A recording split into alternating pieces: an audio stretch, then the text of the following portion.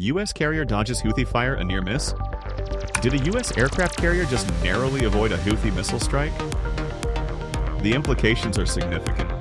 Reports indicate Houthi forces launched missiles towards a U.S. Navy carrier strike group operating in the Red Sea. Details remain scarce, but the potential for escalation is undeniable. This incident highlights the growing threat posed by the Houthis to maritime security. A successful strike could have dramatically altered the regional power balance. What does this mean for future naval operations? The U.S. response will be critical. Will it deter further attacks or provoke a wider conflict? Follow us for in-depth analysis and updates as this situation develops. Subscribe now and share this video to stay informed on this critical geopolitical event.